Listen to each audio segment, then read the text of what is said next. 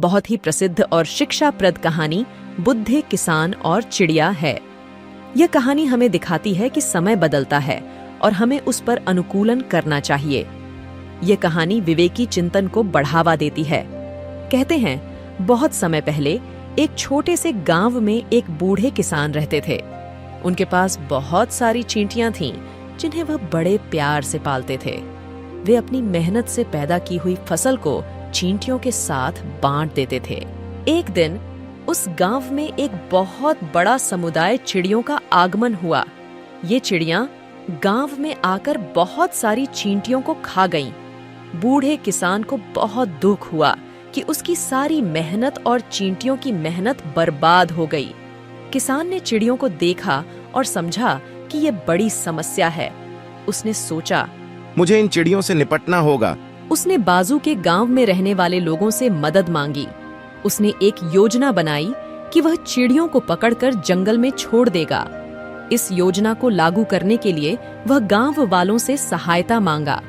बूढ़े किसान और गांव के लोगों ने मिलकर चिड़ियों को पकड़ा। फिर वे सभी एक बड़े झूले में चिड़ियों को बांधकर उस जंगल में छोड़ दिया जो थोड़ी दूरी पर था।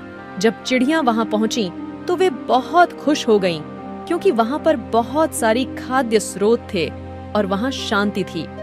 वे वहां के माहौल को पसंद कर लिया और वहां बस गईं।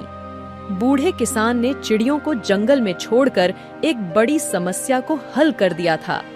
उसने चिड़ियों को वहां जाने का सही रास्ता दिखाया और उन्हें एक बेहतर जगह पर पहुंचाया। इस कहानी से हमें यह सीखने को मिलता है कि कभी-कभी हमें समस्याओं को हल करने के लिए नए तरीके अपनाने पड़ते हैं। बूढ़े किसान ने अपनी बुद्धि से समस्या का समाधान ढूंढ निकाला और उसे समाधान किया। यह कहानी हमें यह भी सिखाती है कि समय बदलता है और हमें भी अपने सोच और काम को बदलना चाहिए। जैसे कि बूढ़े किसान ने चिड़ियों को छोड़ दिया, वैसे ही हमें भी कभी-कभी कुछ चीजों को छोड़कर आगे बढ़ना पड़ता है।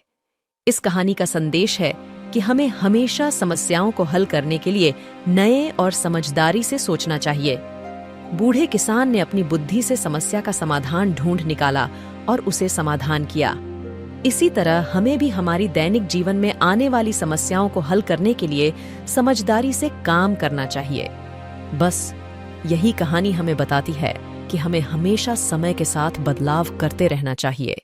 दोस्तों, कहानी अच्छी लगी तो लाइक और सब्सक्राइब करना ना भूलें। धन्यवाद।